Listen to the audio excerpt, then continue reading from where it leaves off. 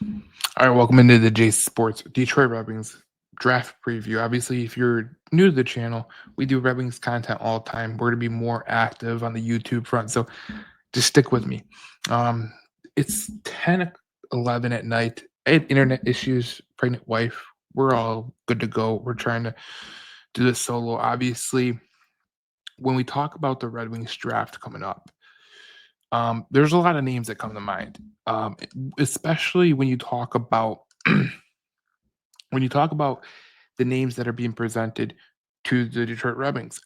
I went on Elite Prospects and they have Jackson Smith, the right-handed defenseman from Tri-City Americans from the Western Hockey League. He's a toolsy, mobile with two-way upside, brings size and puck movement to Detroit's blue line. And then you go to what Sportsnet and ESPN and NHL.com and you see Carter Bear, you see Victor Eklund from the I think that's from the NHL.com one. Sportsnet one was Carter Bear, the kid who had a torn Achilles. But he's a good he seems like he's a guy who could potentially be someone who listen, we all know how Steve Yzerman really loves to draft people who have upside, who are very, like it says in this scouting report. He's an excellent fit for he's a big guy. He has a high compete level, and whenever we heard Steve Eiserman talk, from Lucas Raymond to Marco Casper to Nate Danielson to anybody he's drafted, he's always talked about compete level. So when you think about a guy like Carter Bear, I mean that's someone that would potentially be a guy you would think that Steve Eiserman would be very, very enthusiastically ready to draft. But we all know these mock drafts don't mean nothing to Steve Eiserman because Steve Eiserman will pick a guy who he thinks has high upside as well. And when we look back, at past drafts, there was drafts where there was a guy that the Red Wings should have taken that most of the national media thought they should have taken. They don't take that guy. They take a guy like Moritz Seider, who, I mean, the whole panel on ESPN and Sportsnet, they were flabbergasted when the Detroit Red Wings took Moritz Seider. And when you took Lucas Raymond, I mean, there's been no ifs, ands, or buts about how Steve Yzerman has been able to build this roster through the draft. When we talk about his drafts, they're they're one of they're one of the reasons that this team is really going to be on high upside pretty soon. But when you look at the way the free agency market has gone, that's kind of where Yzerman is kind of getting a little bit of a conundrum because these kids are going to be ready pretty soon. Nate Danielson, Nygaard just came over here last at the end of the last year in the AHL playoffs. Sandin Pellikka, that's a guy that's been well regarded throughout the whole Swedish Elite Hockey League. He's a guy that's very well regarded. So Yzerman hasn't had no problems drafting. Like if you think about it, like the Lucas Raymond pick probably was the best pick of that draft, especially in the top 10. You could say Stuzzle from Ottawa. I think Lucas Raymond has way more upside, and I think he's going to clear his upside when he gets, I think this is the year that he really shows it up. But, look, there's so many ways it can go.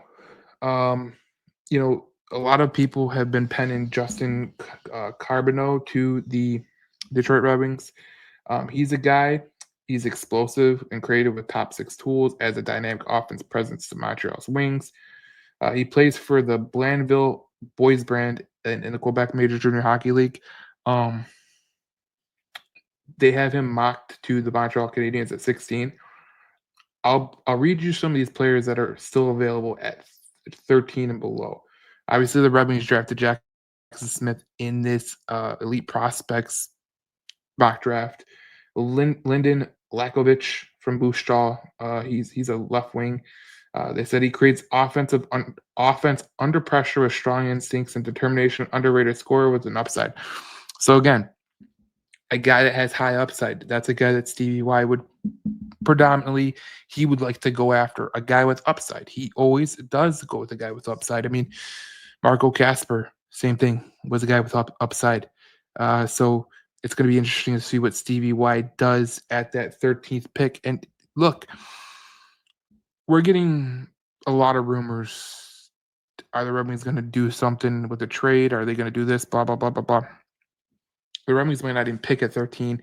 I have a I highly doubt that Steve Yzerman will trade that 13th pick. But if situation presents itself, he's gonna make the trade to make this team better in the forefront. But like I said, you go over all some of these mocks. Like I'm going over some of these mocks. Like um, you know, like Bleacher Report. This is another one. They're not a really good hockey source, but you know, let's see what they got. At 13, they have Jackson Smith. That's another Jackson Smith one. But all the big ones like Sportsnet, ESPN, NHL.com, the they're all mocking Carter Bear to the Detroit Red Wings. And if there was a guy that really fit the mold of a Detroit Red Wings pick, it'd be Carter Bear.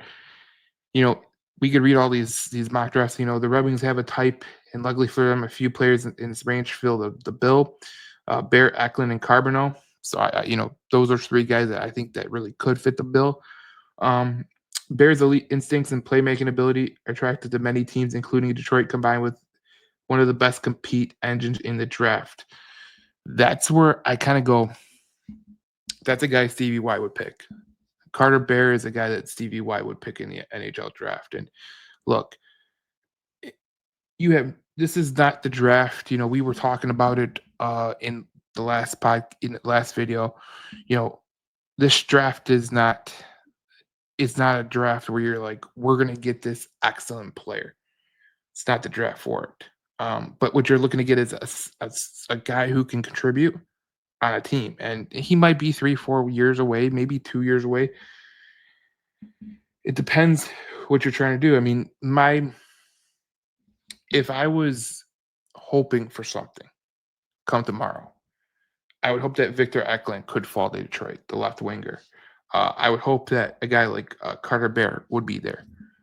My ultimate hope is Roger McQueen would be there, the forward from Brandon. Now, if none of them are there, I mean, I like the Atchison kid, but there's been a lot of mocks I've seen where he's going higher and higher and higher. But for me, I see that Justin Carbonneau is a guy that's always mocked there.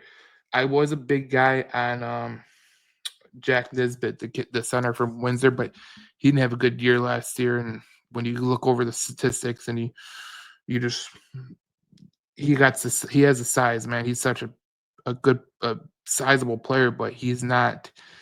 I mean, they mock him as a top 9 forward at the his very high ceiling. So it'll be interesting to see what the Red Wings do at that 13th pick, because I mean the consensus among draft experts is that they're going to go Carter Bear.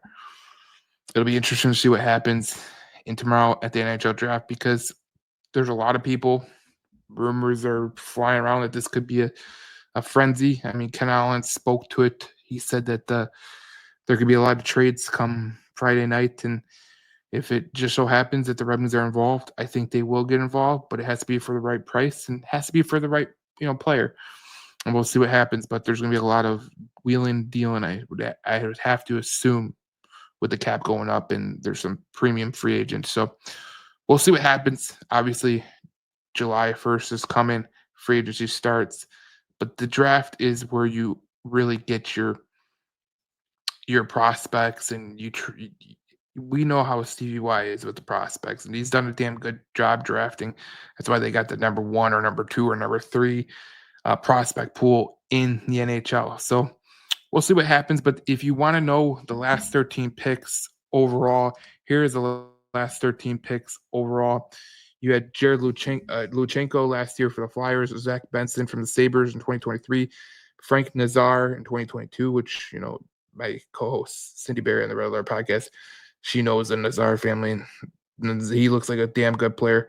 Kanado from the Flames, Seth Jarvis, who has turned into a hell of a player, Nick Suzuki from the Golden Knights, Spencer Knight, Ty DeLandria, Bean, and then you go back and it's roughly 3 out of 10, 4 out of 10 if you want to count Spencer Knight. But this is a very good chance for the Detroit Red Wings to get a good player. And if they decide to trade it, it's going to be what Yzerman thinks. But Yzerman's done a damn good job at getting these guys in the draft, especially like you look at like last year with Pelika. I mean, there's people saying that if they did a redraft, he would go in the top 3. So it just your scouting has to work.